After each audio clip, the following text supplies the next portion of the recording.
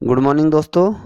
मैं मनीष कुमार भोज आप सभी लोगों का अपने YouTube channel Uttarakhand online classes में हार्दिक स्वागत करता हूं। दोस्तों, आज जो टॉपिक मैं आपके सम्मुख ला रहा हूं वो LT प्लस प्रवक्ता संवर्ग के जितने भी परीक्षार्थी हैं उनसे संबंधित है।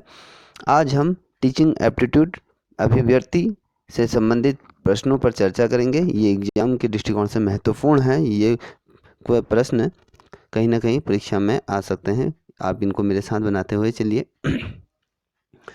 दोस्तों, जो पहला क्वेश्चन इस प्रकार से पूछा जा सकता है, प्राचीन काल में औपचारिक शिक्षण का स्वरूप था। कहने का तात्पर्य है जो प्राचीन समय में शिक्षा का जो औपचारिक जो स्वरूप था उसका किस प्रकार से शिक्षण पद्धति को अपनाया जाता था, किस प्रकार से उसको इम्प्लीमेंट बनाया जाता था, ये बताना है।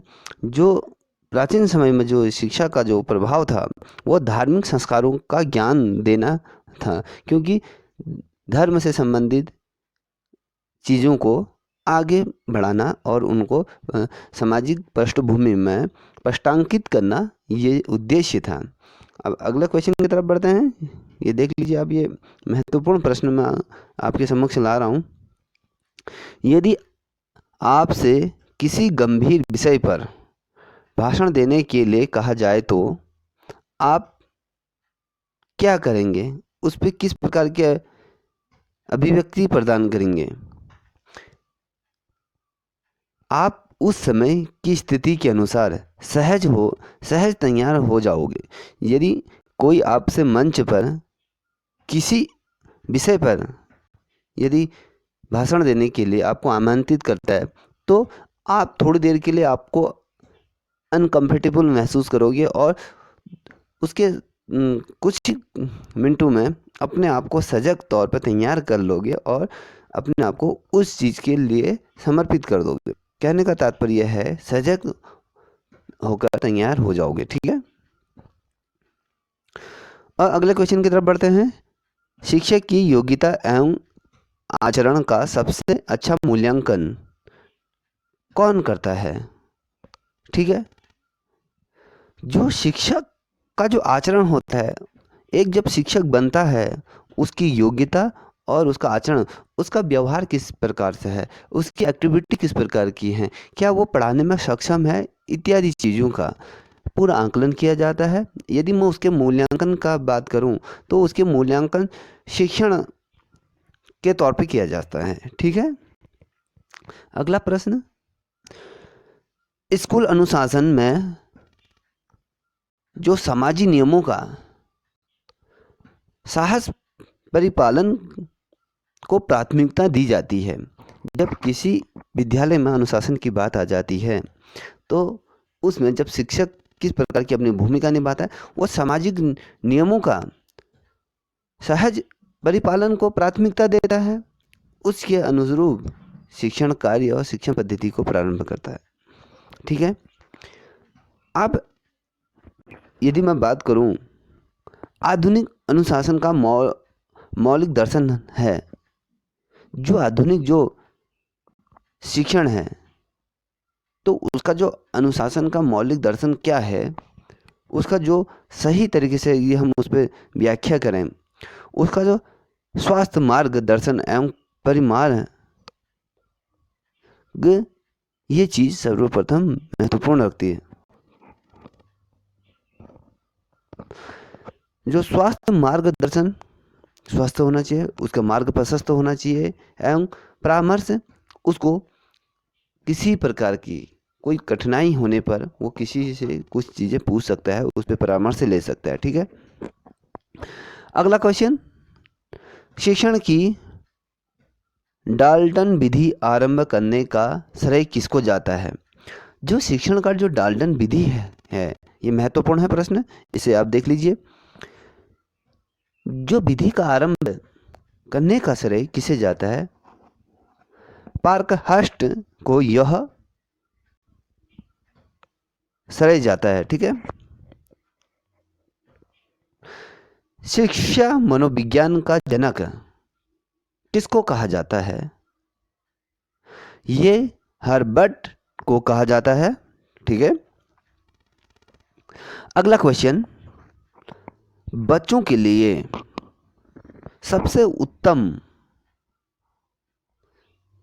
शिक्षक वह है जो स्वयं बालक जैसा हो।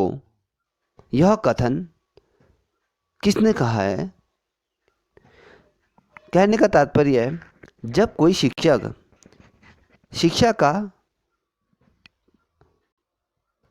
प्रभाव या प्रसारित अपना ज्ञान से और पोत जब छात्र छात्राओं को करता है तो एक अच्छा शिक्षक स्वयं बालक जैसा हो जाता है। मतलब जैसा बालक का बौद्धिक स्तर है उस प्रकार से शिक्षक को भी अपना बौद्धिक विकास को लाना होता है, क्योंकि शिक्षक को बच्चों के बीच इस प्रकार का कोऑर्डिनेशन स्थापित करना होता है जैसे कि वो स्वयं एक शिक्षक न होते हुए एक बालक जैसा प्रतीत होता है। यह कथन मैकेन द्वारा कहा गया है, क्योंकि ये शिक्षा के संबंध में यह महत्वपूर्ण हो जाता है। अब मैं अगले क्वेश्चन की तरफ आपको ले जाऊं। आप मेरे साथ अपनी कॉपी में इन चीज़ों को लिखते जाइएगा। अच्छा शिक्षक या अच्छा अध्यापक वह होता है जो अपने विद्यार्थियों को, ठीक है, सच्ची लगन से और अपना पूर्ण रूप से अपना 100% पोटेंशियल छात्रों को दे, वही एक अच्छा शिक्षक होता है। जब एक अध्यापक किसी विषय का या किसी टॉपिक पर शिक्षण कार्य कर रहा है तो अध्यापक को संपूर्ण लगन के साथ अपना 100% उन विद्यार्थियों को समर्पित करना चाहिए। जितना शिक्षक को उस टॉपिक के बारे में पता है उतना उन बच्चों को प्रदान करने की वो कोशिश करनी चाहिए। कहने का तात्पर्य है कि जब अपने विद्यार्थियों को सच्ची लगन से वो पढ़ाता है तो वह एक अच्छा अध्यापक कहलाया जाता है। ठीक है, इस प्रकार के क्वेश्चन एग्जाम में पूछे जाते हैं। अगले क्वेश्चन की तरफ हम बढ़ें। अगला क्वेश्चन है आपके सम्मुख से, कक्षा में संप्रेषण की सबसे शक्तिशाली बाधा है।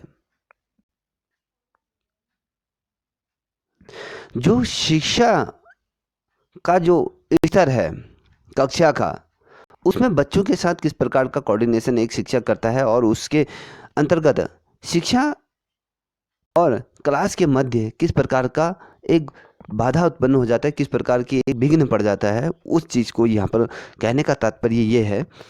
जब शिक्षक और उसकी जो कक्षा के मध्य का जो वातावरण है वो कितना शक्तिशाली बन जाता है, ये चीज़ शिक्षक के स्तर पर भ्रमित करता है इस चीज़ को। क्योंकि जब कोई चीज़ें आती है तो शिक्षक कहीं ना कहीं उस पर अपने आप को समाहित नहीं कर पाता है, वो कहीं ना कहीं भ्रमित हो जाता है। ठीक है, इस चीज़ पर शिक्षक के स्तर पर भ्रांति हो जाती है, वो अपने टॉपिक से हट जाता है।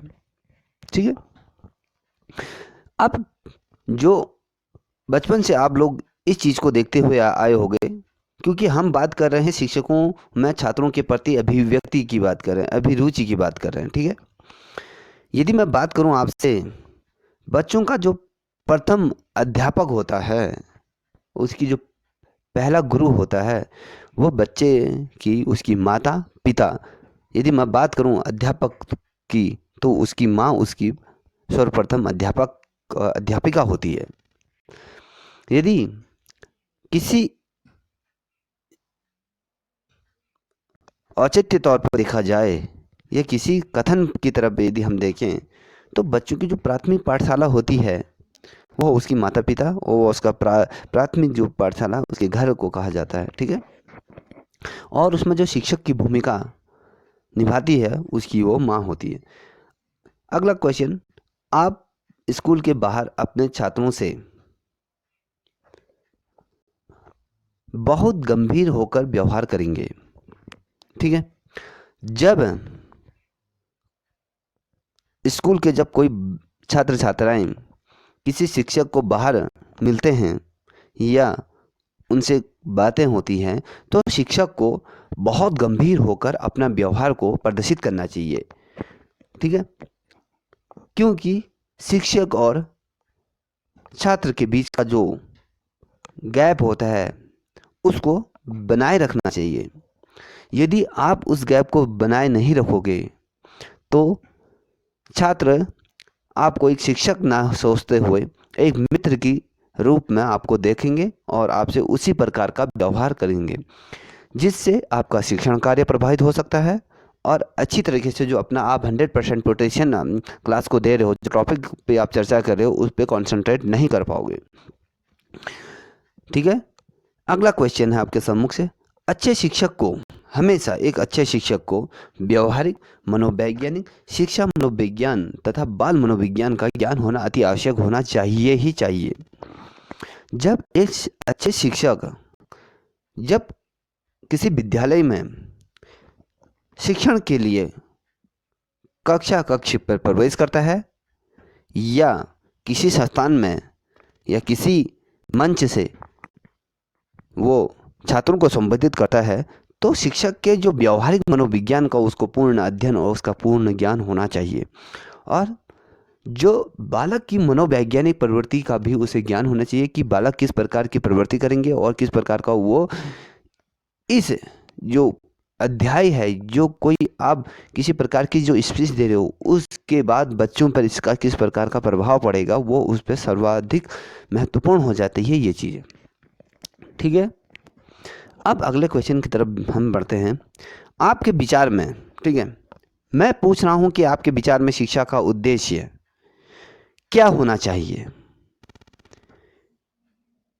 मान लीजिए थोड़ी देर के लिए आपको किसी आयोग के में इंटरव्यू के लिए बुलाया जाता है और आपके सम्मुख से ये वाला क्वेश्चन आपके सम्मुख से पुट अप किया जाता है कि आपके विचार में शिक्षा का उद्देश्य किस प्रकार का होना चाहिए, तो आप उसमें उसको किस प्रकार से उत्तर दोगे, ये प्रदर्शित करता है आपको कि शिक्षा के प्रति आपका किस प्रकार का मोह है। जब यदि आप एक अच्छे शिक्षक की भूमिका अदा करते हो तो आपको ये पता होना चाहिए कि एक अच्छे शिक्षक के लिए किन चीज़ों का और किन उद्देश्यों पर उसे केंद्रित होना चाहिए। देखो, जहाँ तक मैं यदि आप लोगों से बात करूं तो जब शिक्षा का उद्देश्य की बात आती है,